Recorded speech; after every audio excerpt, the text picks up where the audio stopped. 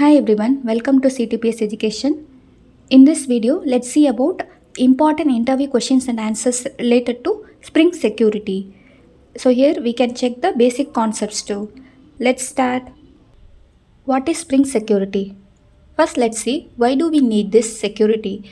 Because our applications are not secure by default, anyone can access it. And if we want to restrict our application only to some specified users means we need to secure that. So Spring Security helps for that. Let's see that. Spring Security is a framework for securing Spring-based applications. It protects our applications from unauthorized access and malicious attacks. It provides authentication, authorization, and access control features. Let's see about each of them in detail later. Because of all these features, it is widely used in enterprise applications. What are the core components of Spring Security? First one, authentication. It is a process of identifying the person trying to access the application. For example, if I am going to log into some application, then I need to provide the username and password, right? So that is called authentication. Next, authorization. It is used to check if the person is allowed to do that operation or not.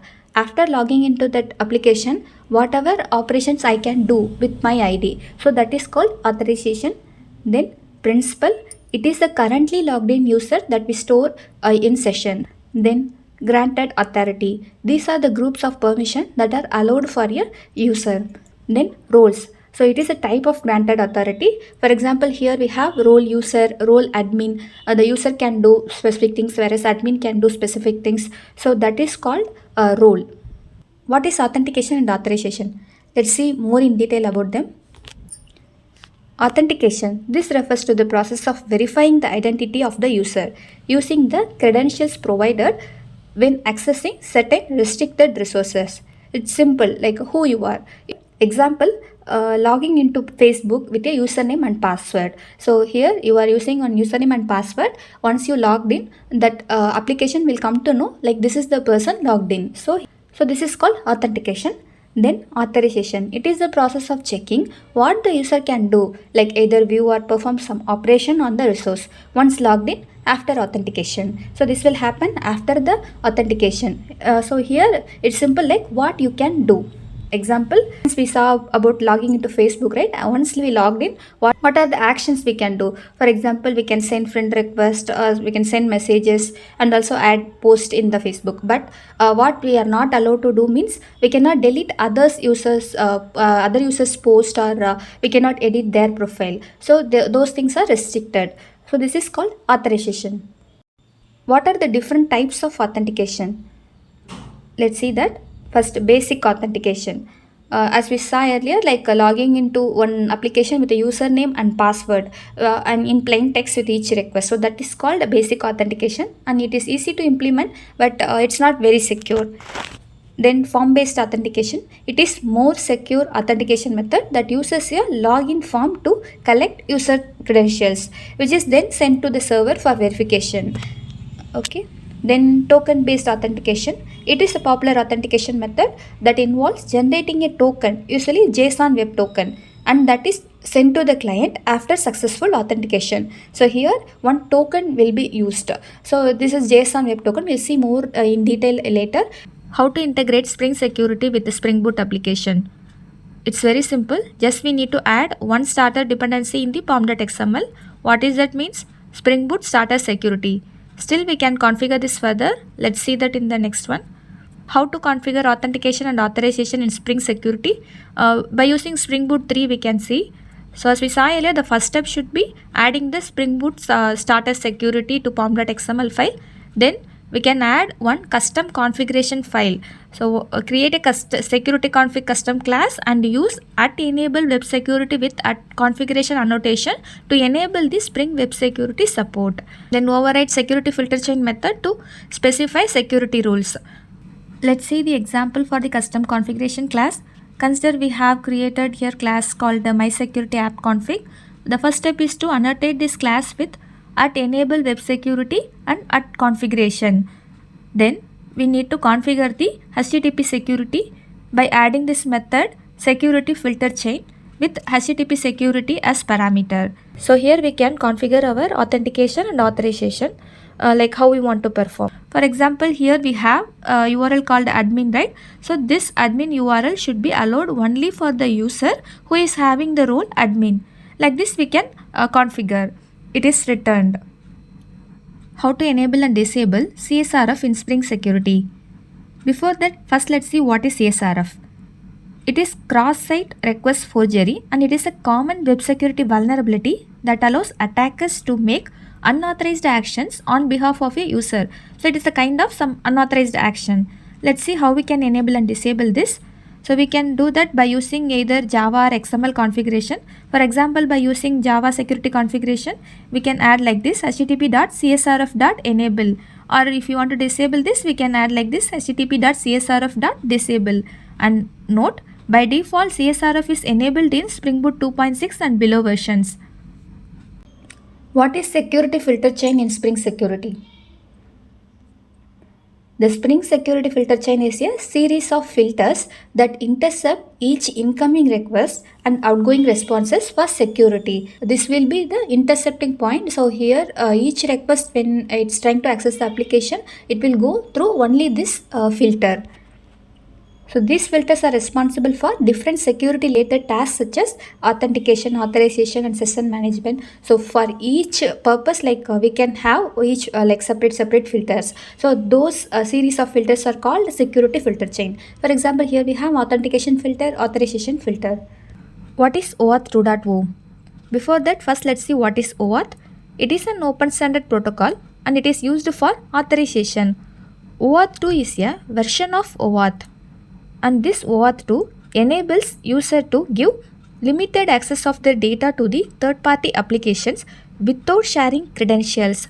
So without sharing our username and password, if the third-party application is able to access the data, means that is possible with the help of this OAuth 2.0 only. So OAuth 2 provides authorization and not the authentication. This is the main point. OAuth 2 is the most widely used form of OAuth. What are the key components in OAuth 2.0? To understand this better, let's consider we have a scenario where Stack Overflow site, that is some third-party application, is trying to access user information from Google. Let's go to Google and search for Stack Overflow. So Stack Overflow site. Yeah, here we have options like login and sign up. So clicking on login. Yeah, here we have different options like login with Google, login with GitHub. I'm clicking on login with Google. So this shows the Google account, which account I want to choose. So I am choosing the CTPS education account. Okay, before signing up, it is asking for my confirmation. Like Google will share your name, email address, language preference. So if I'm okay with that, I'm clicking on continue. Now I'm logged into this Stack Overflow site by using my Google account. So here we have 4 key components: resource owner, client, resource server, authorization server. Resource owner means is the user who authorizes application to access, that is you. Then client, the third party application which wants to access the user account, so that is here Stack Overflow.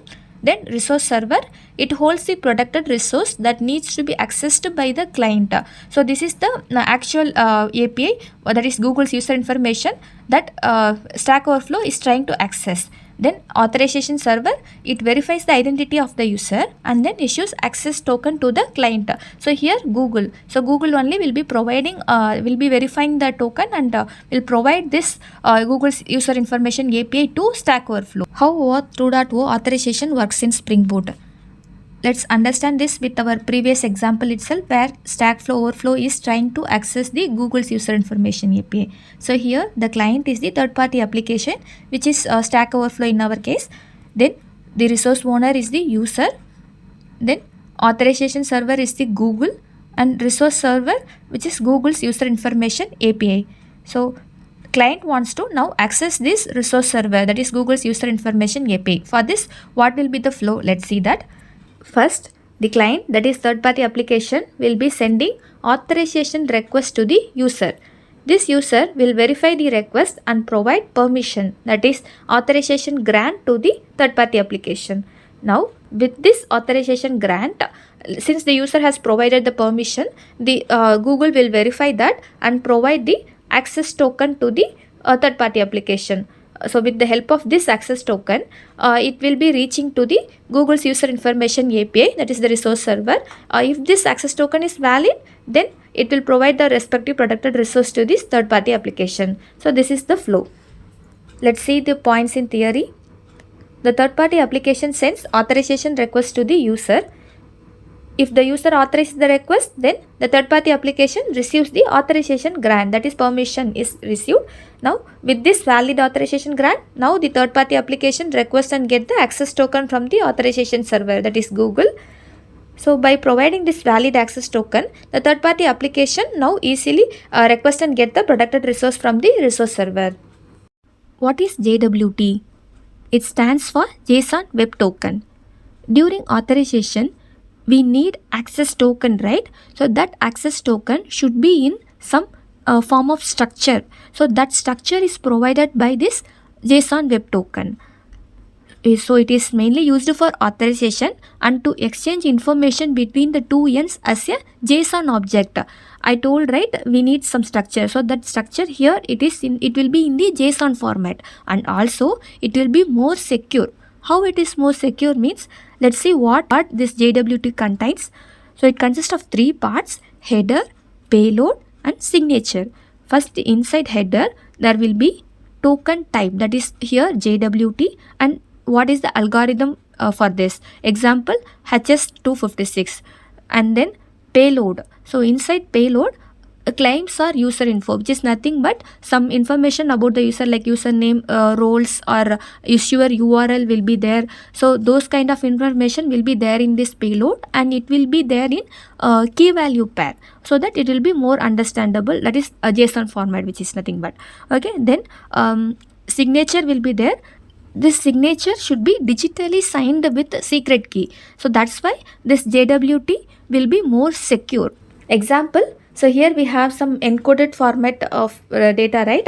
So how this is there means header dot payload dot signature. How to decode JWT token online? Previously we saw example for JWT token, right? But that is not in readable format. So since that is in encoded format, we need to decode that. How we can do that means we can do it in online by going to this website JWT.io, and we can paste the JWT token simply. So I have attached a screenshot for that. So just the respective JWT token is pasted here. That will give us the header, payload and signature for this respective access token. So we can verify the details here. Can verify if the JWT token is valid or not. Here in the bottom you can observe, right, the signature is verified. What are claims? While seeing about JWT token itself, we saw about claims. So this will be present in the payload part of JWT token. Let's see more about this in detail now. Claims in JSON Web Tokens are pieces of information that are exchanged between two parties. So it is very simple. It is like some piece of information, and it will be there presented as key value pairs. You can see the example here: sub, name, admin. So these are like key value pairs, right? And also we have some more examples. First one, issue, that is the application that issued the JWT. Then subject, that is user or entity to which the token is issued. Then audience, we have the expiration time and the register name, which is the name of the user. What is hashing and salting? Why it is used? These are the techniques mainly used to protect our password with some techniques. That's it. Okay, firstly, hashing is the process of converting a password into a fixed length string of characters using a one-way algorithm. It's very simple, like hashing, just it will convert our password to some other string, okay, but it is like one way, that is it cannot be converted back into the original password again. Example for this is bcrypt and SHA-256. Then salting. Salting is the process of adding random data with the password before hashing to make it more secure. When we are adding the data, that is some password means to the database, like it will be just added with some extra random data before that to make it more secure. Okay viewers, thanks for watching till now. Please like and subscribe. Support for more videos.